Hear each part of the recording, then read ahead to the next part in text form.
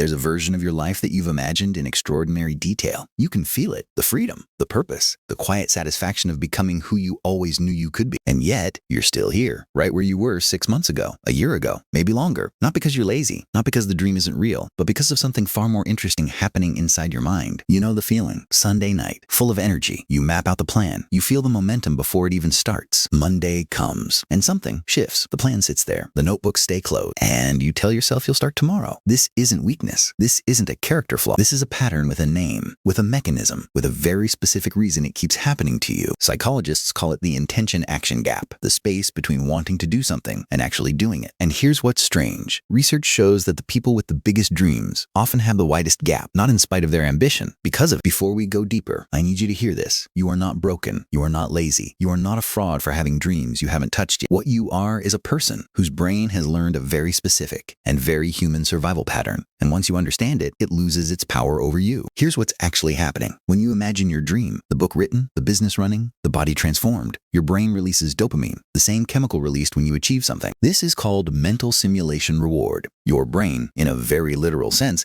cannot fully distinguish between imagining success and experiencing it. So every time you sit and vividly picture your future, you get the reward without doing the work. The brain is not evil, it's efficient. Why spend energy, time, and fear on the real thing when the fantasy feels almost as good? This is why big dreamers are often the most stuck people in the room. Their imagination is so vivid, so detailed, so emotionally real that the brain keeps returning to that safe, rewarding place instead of the uncertain, uncomfortable one. Psychologists call this self-regulatory failure triggered by positive fantasizing. Researcher Gabriele Oettingen spent 2 decades studying this. Her findings were clear. People who only visualize positive outcomes are less likely to achieve their goals, not more. The dream, without friction, becomes a substitute for the journey. There's a second layer to this. Many big dreamers carry what's called high neuroticism paired with high openness. In personality psychology, openness to experience is the trait most linked to big, expansive thinking. But when combined with high emotional sensitivity, the fear of failure becomes proportionally larger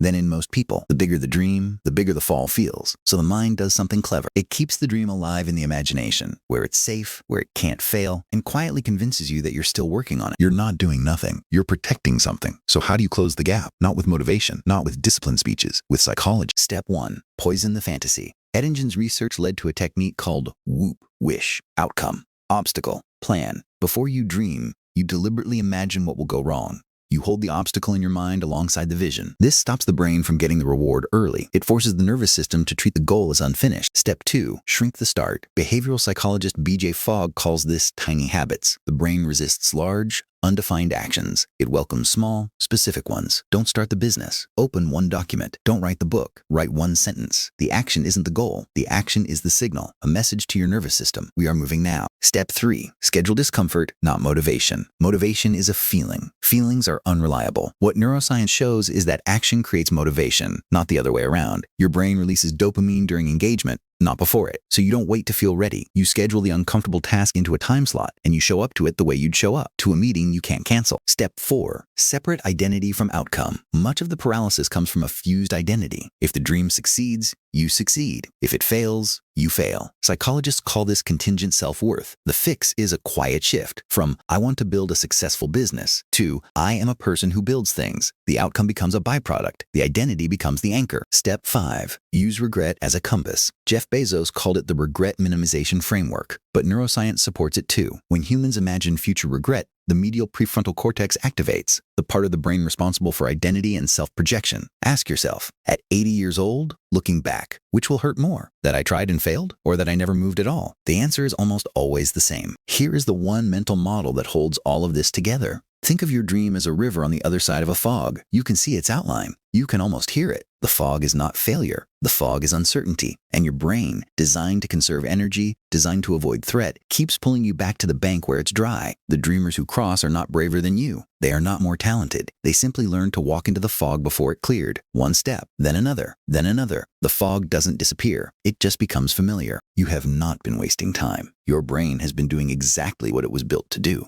Protect you from pain, reward you with comfort, keep you alive. But you are not just a brain. You are someone who has carried a vision long enough to still believe in it. That matters. The gap between who you are and who you're becoming is not a sign of failure. It is the space where the work lives. And the work doesn't ask you to be fearless. It only asks you to begin.